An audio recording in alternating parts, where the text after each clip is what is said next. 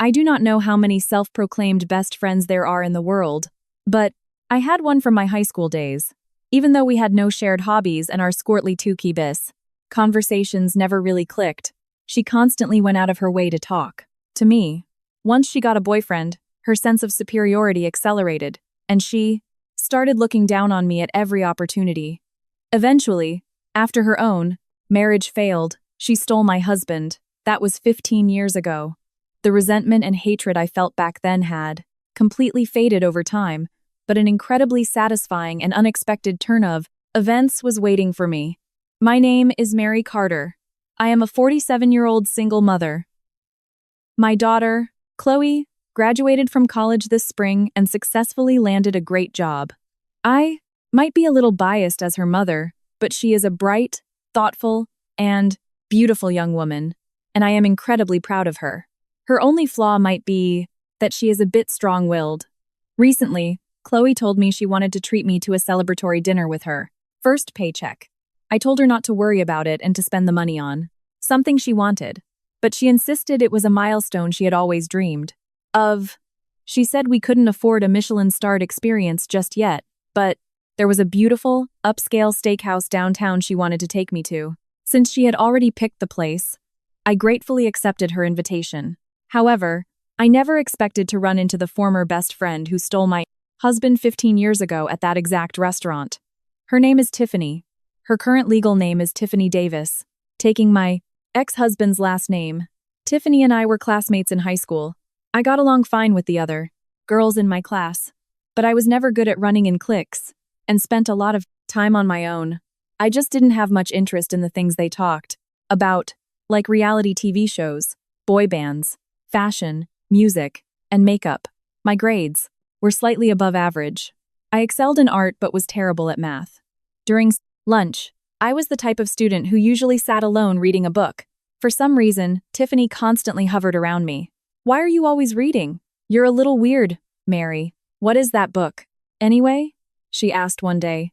"It is The Handmaid's Tale by Margaret Atwood," I replied. "Wow, that sounds complicated. What is a handmaid?" "Well, it's a story about a society that uses faith and ideals as an excuse to force everyone into tiny, restricted boxes." I don't really get it. I remember having that exact conversation.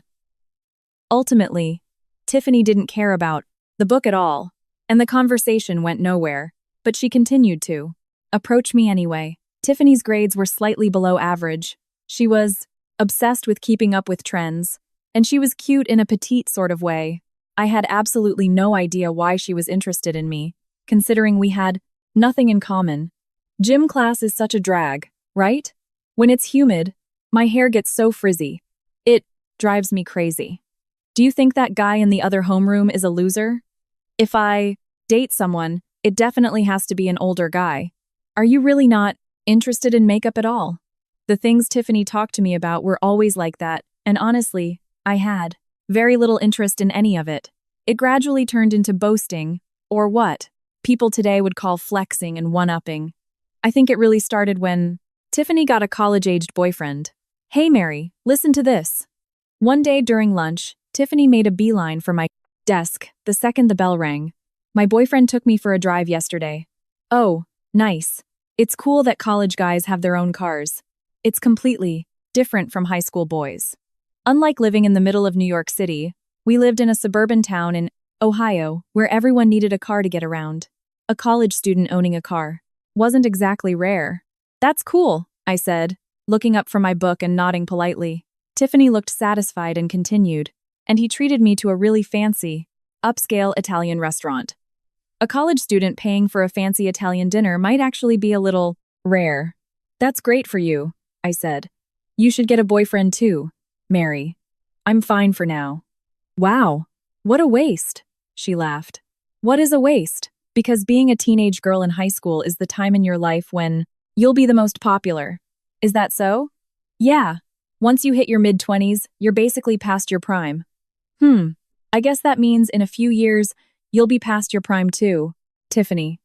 I honestly didn't mean it maliciously, but Tiffany looked visibly annoyed. "I won't be washed up," she snapped. "Well, I don't think anyone loses their value just because they get older." I replied.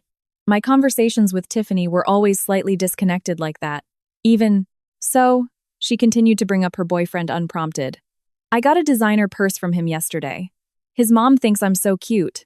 We're actually going on a weekend trip next week. It was always stories like that, and I would just reply with, "Oh, that's nice." I truly had no other thoughts about it. But Tiffany apparently thought I was. Secretly jealous. You're just acting tough, Mary, aren't you? About what? Because you don't have a boyfriend. I could never do it. I'd be too lonely.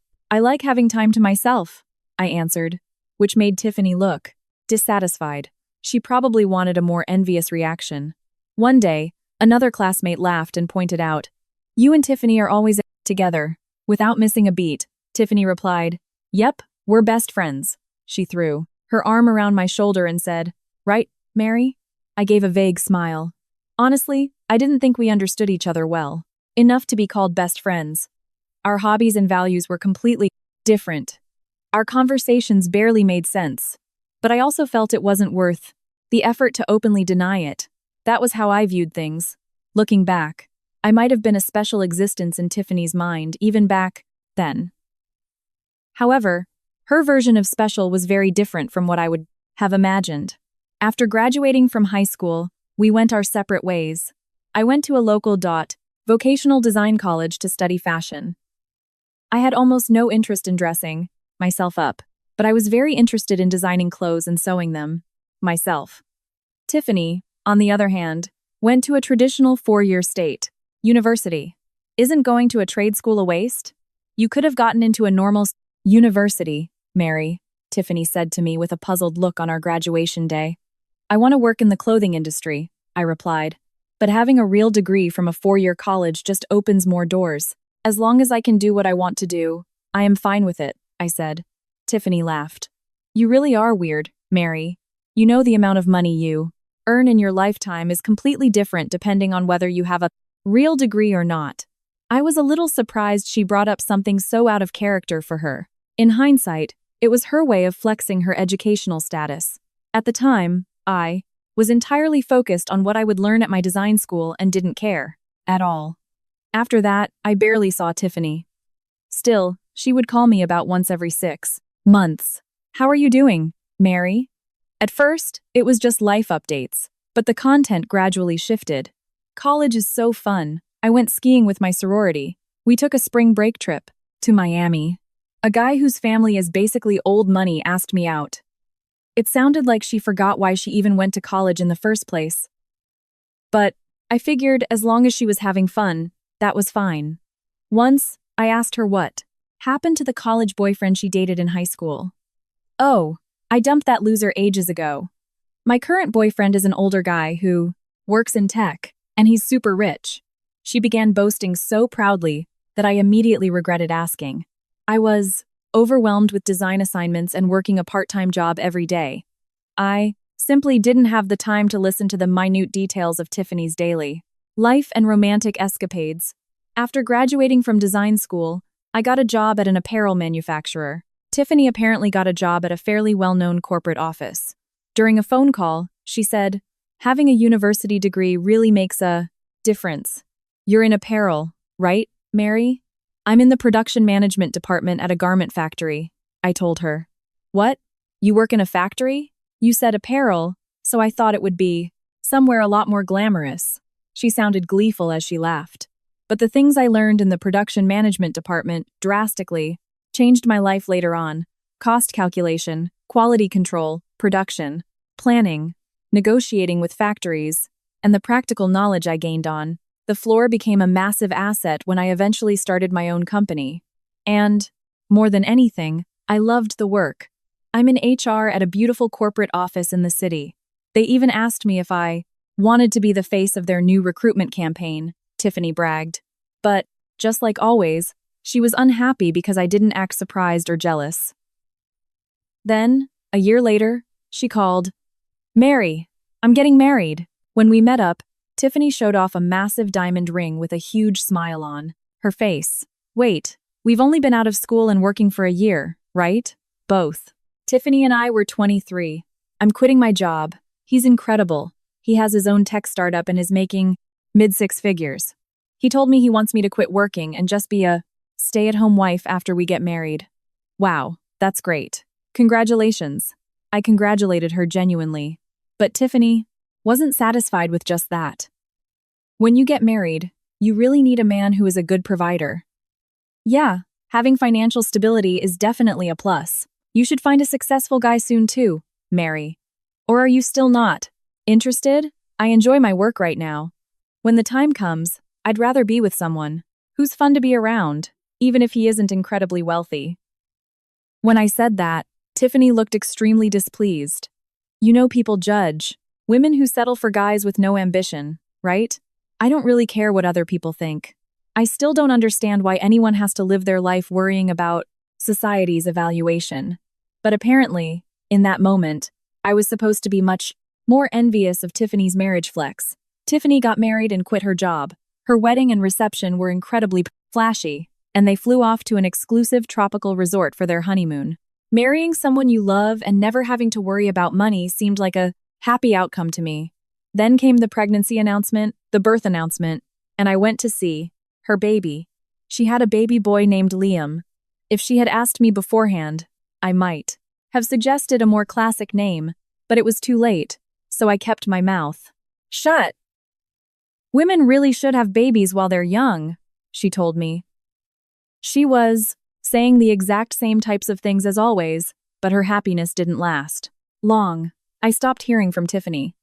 I assumed she was just busy raising her child, until I heard the news from a former classmate who lived near Tiffany's parents.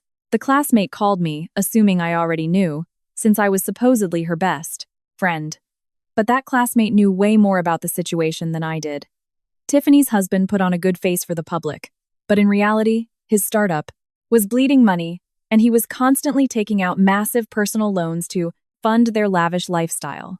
His business ventures failed, he drowned in debt, and they could no longer afford their penthouse, leading to a bitter divorce. Their marriage ended in a flash. Shortly after, Tiffany apparently moved back to her parents' house in Ohio with young Liam. I felt terrible for her, but I didn't reach out. I figured Tiffany wouldn't want to hear words of pity or comfort from me. I still don't know if that was the right decision. If someone called me a cold best friend, they would probably be right. Navigating human relationships is difficult no matter how old you get. Around that time, at 25, I married my husband, Mark. He was 28 and worked at a mid-sized trading company for apparel and garment hardware, where his father was the CEO. They dealt in buttons, zippers, linings, hangers, and packaging materials. Mark was working in sales, visiting garment factories, which is how he met me, working in production management. He was sincere, kind, shared my taste in music and movies, and was a joy to be around. I knew he was learning the ropes as his father's right-hand man and planned to take over the company eventually. I hesitated, but I invited Tiffany to our wedding. Congratulations, Mary. I thought you were the type to stay single forever, but you got married faster than I expected. She congratulated me, but her smile was incredibly stiff. Even then, I didn't bring up her divorce, but Tiffany brought it up herself. Marriage is a lot of work. I hope things go well for you, Mary. She smiled with a hint of bitterness. Still, that became an excuse for her to start contacting me again. About a year after getting married, I got pregnant. I continued working through my pregnancy, consulting with my doctor about my health.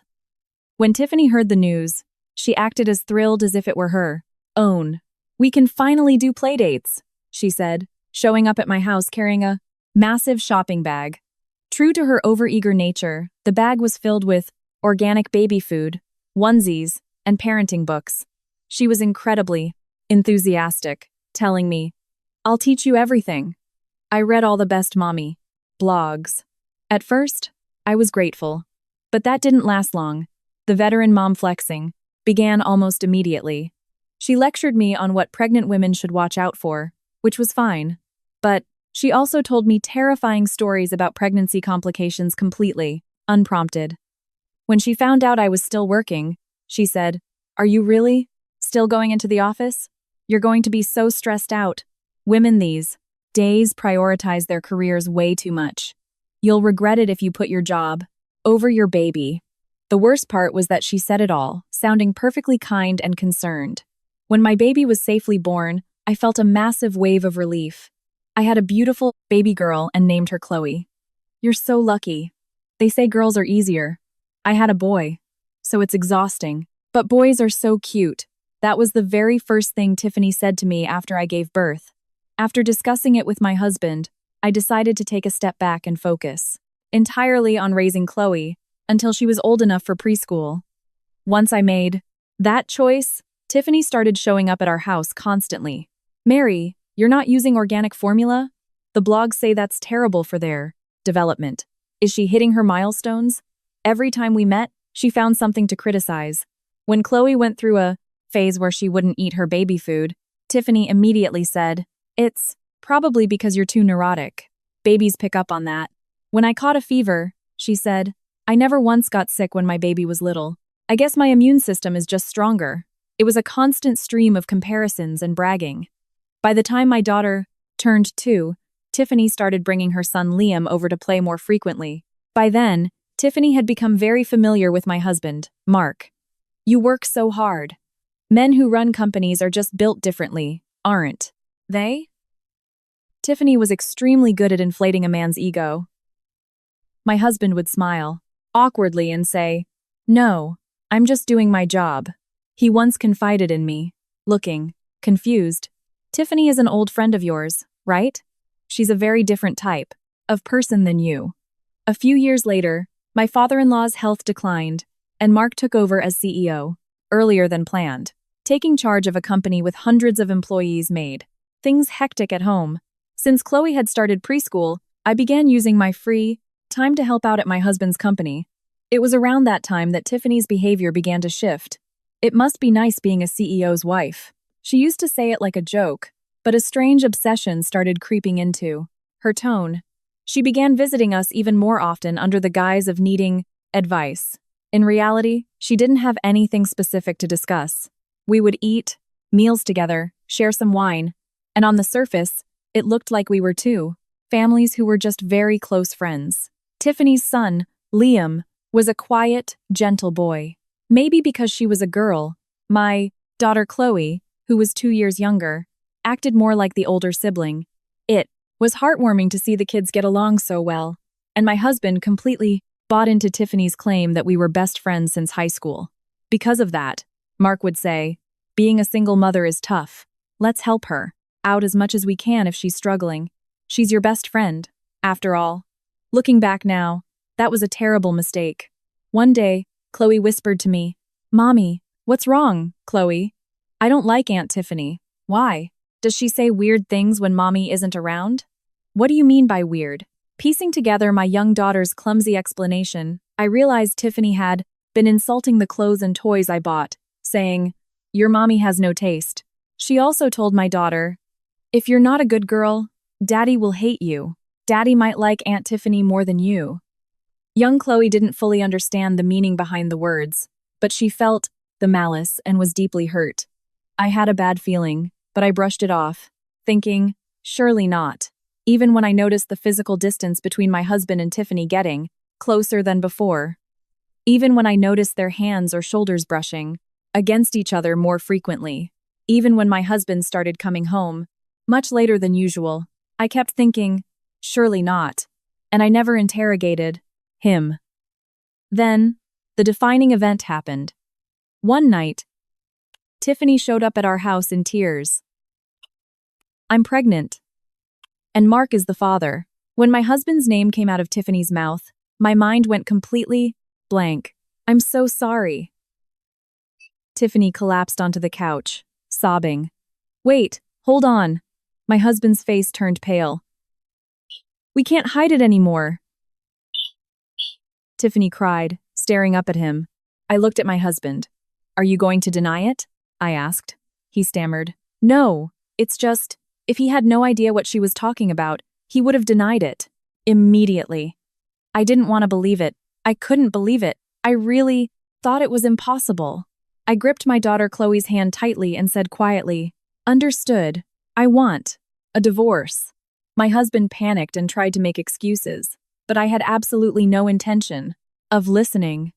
Inside, I was feeling a level of rage I had never experienced in my life, but I refused to lose my composure in front of my daughter. Deep down, in a corner of my mind, I had always known. What best friend? She never thought of me that way.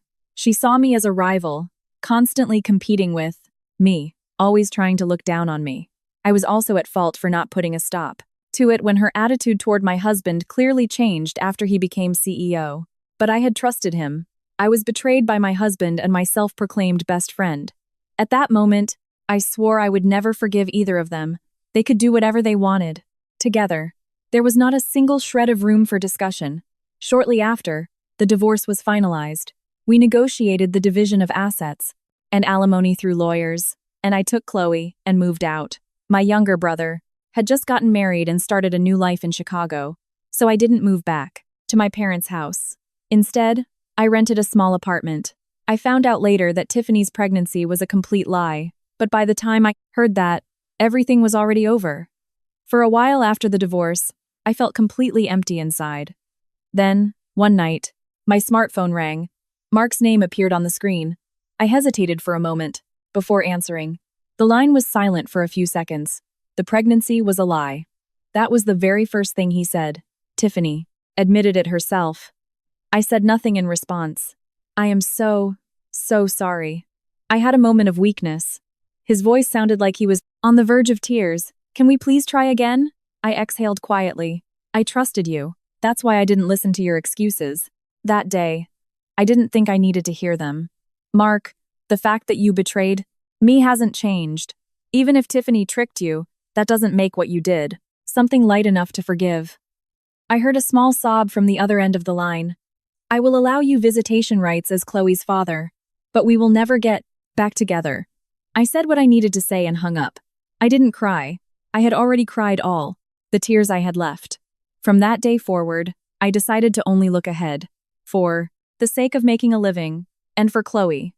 I used the division of assets and the alimony I received from the divorce as seed money to launch a small company.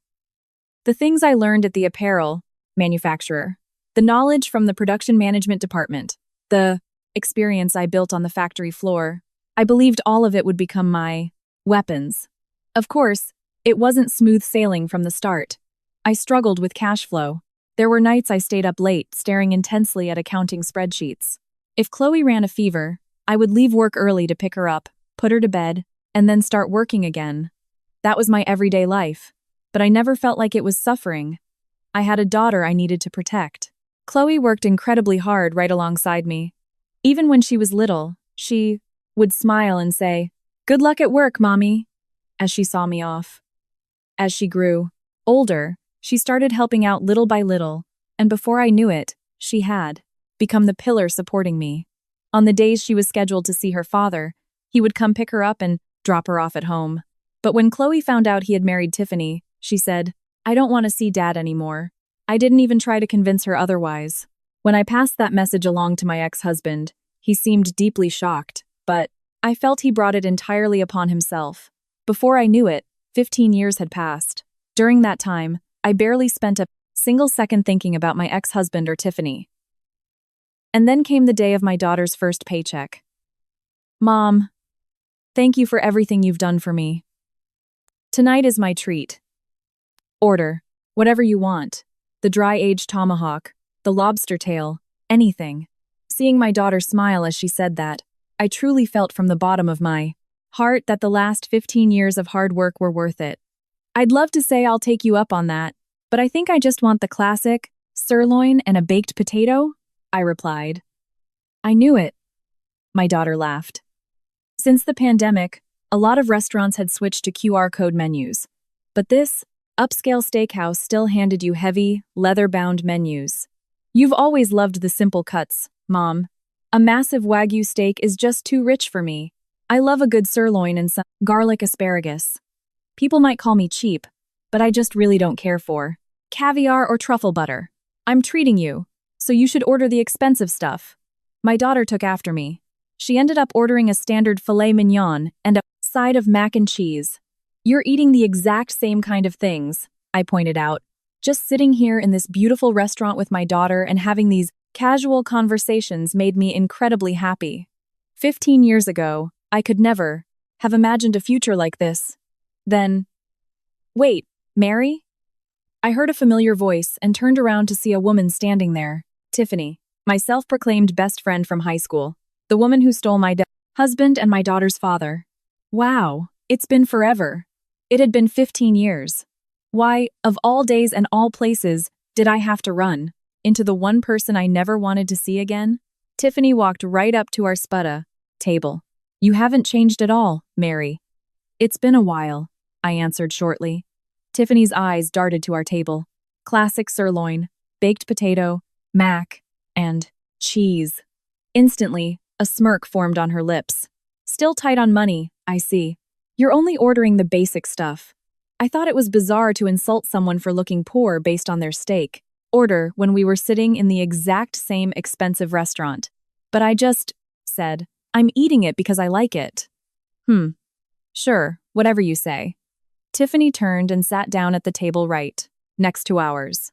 Standing a few steps behind Tiffany with an incredibly uncomfortable look on his face was a slender young man. It was Tiffany's son, Liam. The last time I saw him, he was probably in 5th grade. He still had some of the same facial features. Mom, is that Aunt Tiffany? Chloe whispered, making no effort to hide her disgust. Looks like it. Good memory, Chloe. You were 7 the last time you saw her? Yeah, but I remember her clearly because she was a seriously nasty woman. I see. You found out your dad married her after that, and it made you kind of hate men for a while. I'm really sorry about that. You did nothing wrong, Mom. Besides, I have a great boyfriend now, so I'm fine. Hearing my daughter say that so cheerfully put me at ease. Anyway, this is a celebration of your first paycheck, and it's your treat, so let's just eat.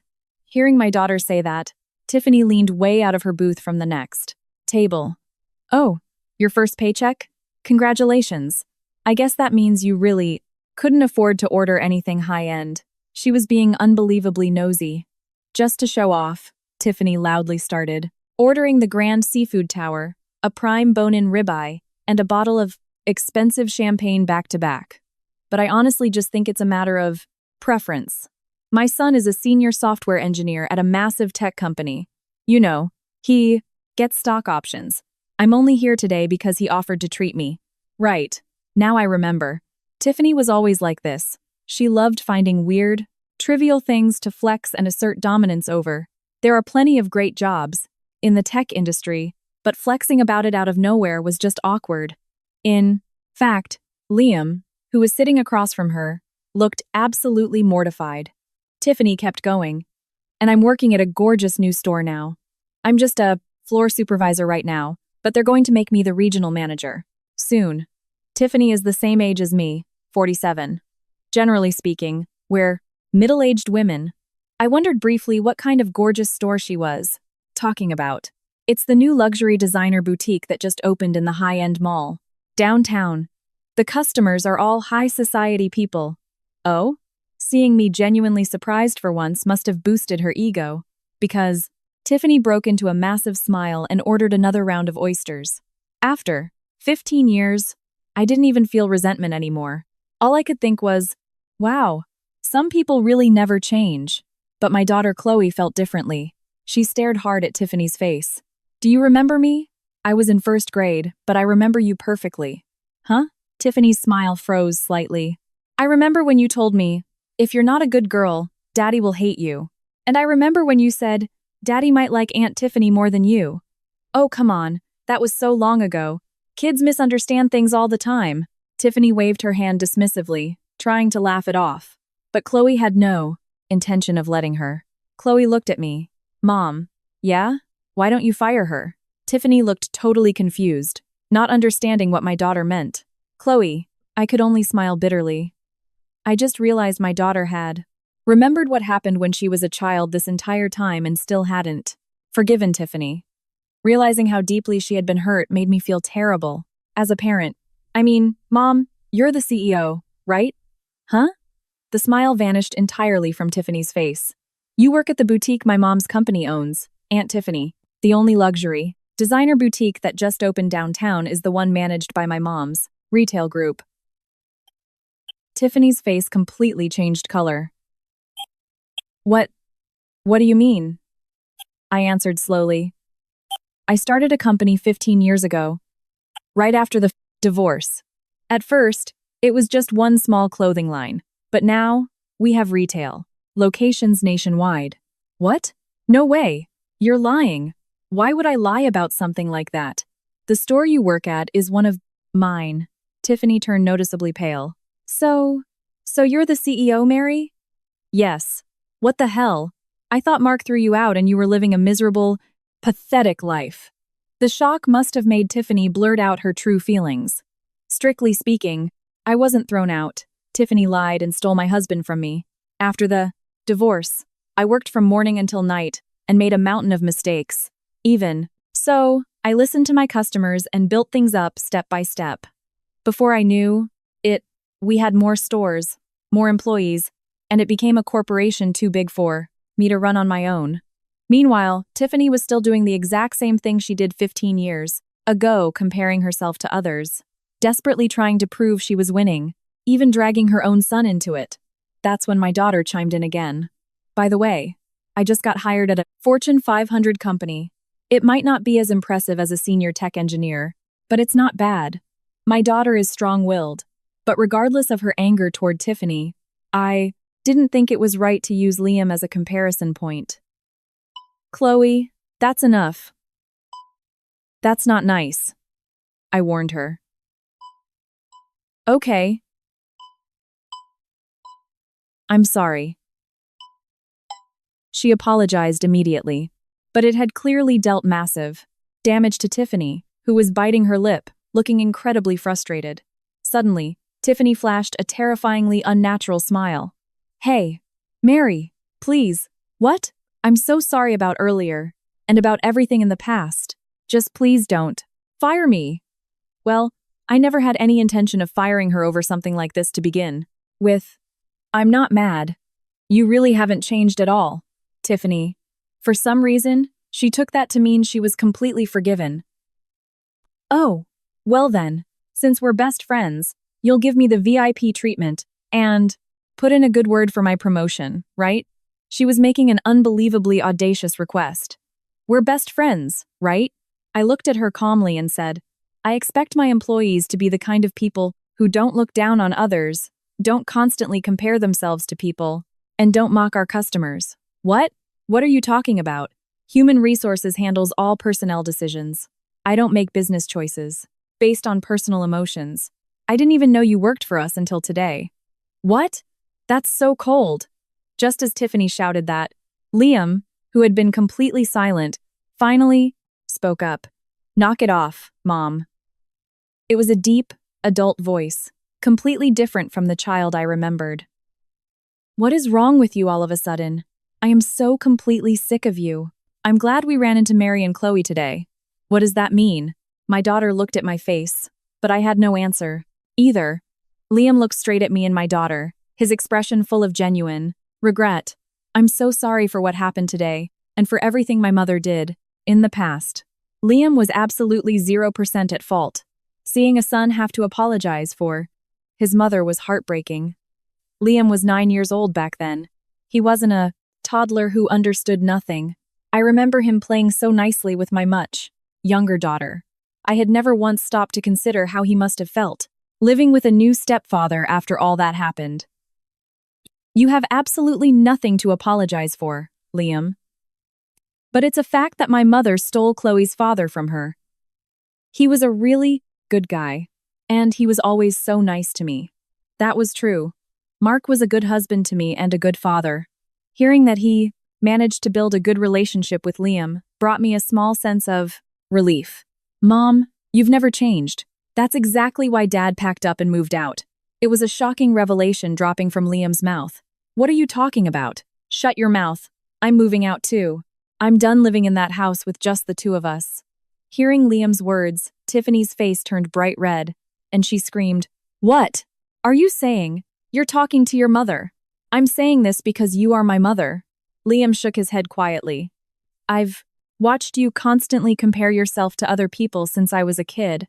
You never just celebrate someone else's happiness. All you care about is whether you're above someone or below them. That's all you care about. Tiffany opened her mouth to argue, but no words came out. Dad told you so many times to stop it, didn't he? No, I only did it for the sake of our family. No, you didn't. You only ever think about yourself. Liam's voice was remarkably calm. I'm moving out, Liam. I already made up my mind. I've been planning it since I got my job. With that single sentence, Tiffany practically collapsed into her booth. Liam turned back to us. I am truly so sorry. Seeing the earnest look in his eyes made my chest tighten. Liam was a victim, too. Dragged around and manipulated by his mother his entire life. You did nothing wrong, I told him. It's not my place to say this, but I really hope you walk a happy path in life. When I said that, Liam offered a small smile and nodded. That was the last time I ever saw Tiffany. A few days later, a report came across my desk from the corporate HR department. Tiffany had apparently been reprimanded multiple times regarding her attitude toward customers and the things she said to her coworkers.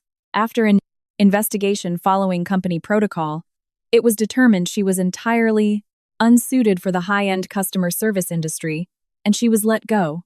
My daughter had suggested I fire her, but I never gave any such order. HR decisions are not driven by emotion, but I do believe that, eventually, you must take responsibility for your own actions and words. Knowing Tiffany, she probably believes I pulled the strings to get her fired. She isn't the type of person to reflect on her actions or look inward. If she were capable of that, her son Liam probably wouldn't have walked out on her. A few months after that incident, Chloe looked at me somewhat shyly. Hey, Mom, why don't you go grab dinner with Dad sometime? Huh? I mean, you're both victims whose lives got wrecked by that crazy woman. It was probably just a forced excuse my daughter came up with.